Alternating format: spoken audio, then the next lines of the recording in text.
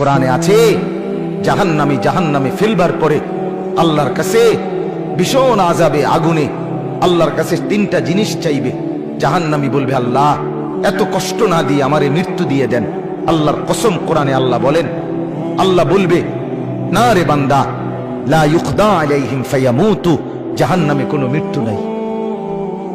নাফরমান জাহান্নামী তখন বলবে, আল্লাহ তাইলে আমারে একটু তাখফিফ, একটু আযাব হালকা করে দেন, আমারে মাসে একটা দিন কদ্দুর বিরতি দেন, 24 ঘন্টার মধ্যে আমারে 10টা মিনিট হইলেও কদ্দুর আলগাত রাখেন, আমি আর পারছি না মাওলা। আল্লাহ তাআলা বলেন, ওয়ালা ইউখাফফাফু মিন আযাবিহা, না রে নাফরমান, 1 সেকেন্ডের জন্য জাহান্নামের আযাব কমানো হবে না। 3 নাম্বার, নাফরমান বলবে, আল্লাহ তাইলে আমারে দুনিয়ায় একটু ফেরত যাইতে দেন, আমি নেক আমল করব এবার গেলে। আল্লাহ বলেন, যে দূর হায়াত দিলে নেক আমল করা যেত, ও দূর হায়াত দিয়েই তোমারে আনছি, আর ফিরবা কাল্লা, না না, দুনিয়ায় ফেরত যাওয়া যাবে না, তাইলে মরতেও পারবে না, আযাবও হালকা হবে না, দুনিয়াতেও ফেরত যাইতে পারবে না। তো কি করবে?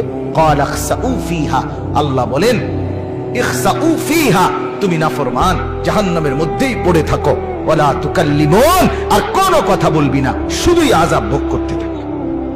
তাফসীরের মধ্যে আছে, তাফসীরে মাআরিফুল কোরআনে, আহা, আল্লাহ যখন কোন জাহান্নামীকে এটা বলে ফেলবে যে তুই আর কোনো কথা কবি না, আর কোনো কথা বলবি না, নাফরমান পড়ে থাক, আযাব ভোগ কর। তাফসীরে মাআরিফুল কোরআনে লিখছে, জাহান্নামী আর মানুষের মতো কোনো শব্দ আর করতে পারবে না, শুধুই ঘেউ ঘেউ করবে, কুকুরের মতো আর গাধার মতো। আমার বাপ, জিন্দেগির উপরে রহম করো। আমার মুরব্বী চাচারাও, আপনারাও জীবনের উপরে রহম করেন, গুনাহ লম্বা করেন না।